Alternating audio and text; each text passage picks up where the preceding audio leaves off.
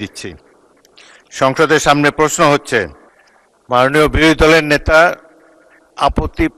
বিলটি উত্থাপনের ব্যাপারে আপত্তি করতে পারেন একজন সদস্য। 3-4 জন আপত্তি করলে একজনকে দেওয়া হয়, সে একজনকে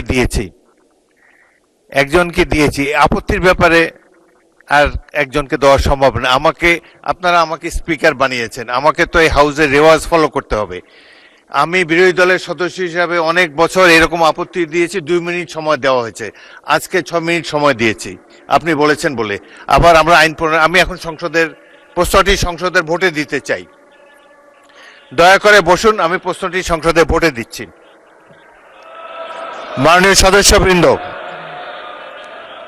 সংসদের সামনে প্রশ্ন হচ্ছে, মাননীয় আইনমন্ত্রী কর্তৃক জাতীয় মানবাধিকার কমিশন রহিতকরণ এবং পুনঃপ্রচলন বিল 2026 সংসদে উত্থাপন করা হোক।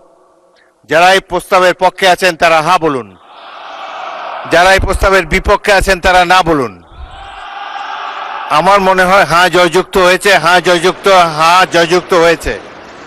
মাননীয় আইন ও সংসদ বিষয়ক মন্ত্রী, আপনি বিলটি উত্থাপন করুন।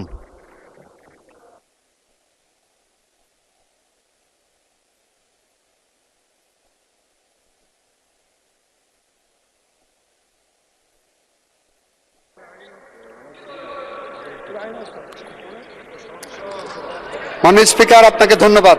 মাননীয় স্পিকার, আপনার মাধ্যমে এই মহান জাতীয় সংসদে জাতীয় মানবাধিকার কমিশন রহিতকরণ ও পুনঃপ্রচলন আইন 2026 উত্থাপন করছি, যা পাশ করা হোক, উত্থাপিত আকারে পাশ করা হোক। আপনাকে আগে উত্থাপন করতে অনুরোধ জানিয়েছিলাম, আপনি বিলটি উত্থাপন করুন। এটা উত্থাপন করেছি, তারপরে আজকে দেখেন যাচাই বাছাই হলো।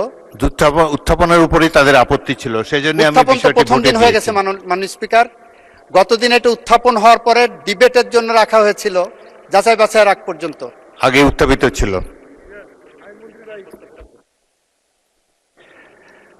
মাননীয় সদস্যবৃন্দ, মাননীয় অর্থমন্ত্রী কর্তৃক উত্থাপিত জাতীয় মানবাধিকার কমিশন রহিতকরণ পুনঃপ্রচলন বিল অবিলম্বে বিবেচনার প্রস্তাব উত্থাপনের জন্য তিনি আহ্বান জানিয়েছেন। সংসদের সামনে প্রশ্ন হলো, সংসদে উত্থাপিত আকারে জাতীয় মানবাধিকার কমিশন রহিতকরণ ও পুনঃপ্রচলন বিল 2026 অবিলম্বে বিবেচনার জন্য গ্রহণ করা হোক।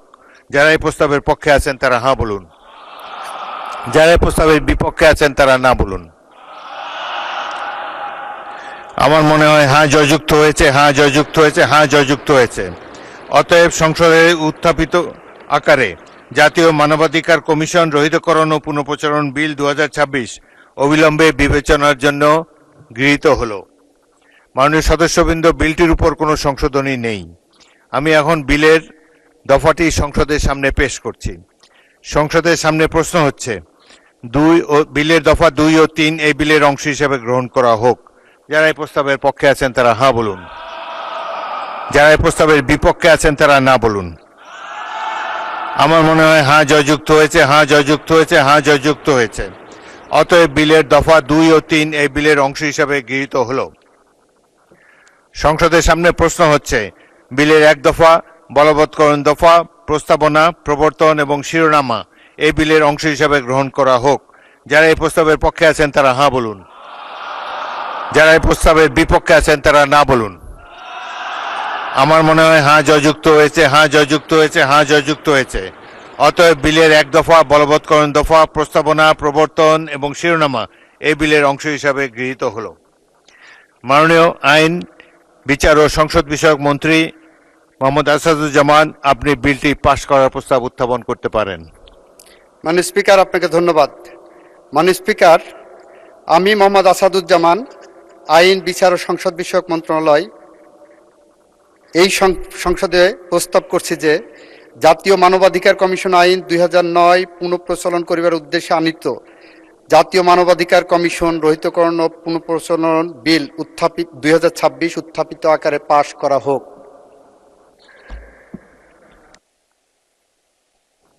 সংসদের সামনে প্রশ্ন হচ্ছে, সংসদে উত্থাপিত আকারে জাতীয় মানবাধিকার কমিশন রহিতকরণ ও পুনঃপ্রচলন বিল 2026 পাশ করা হোক।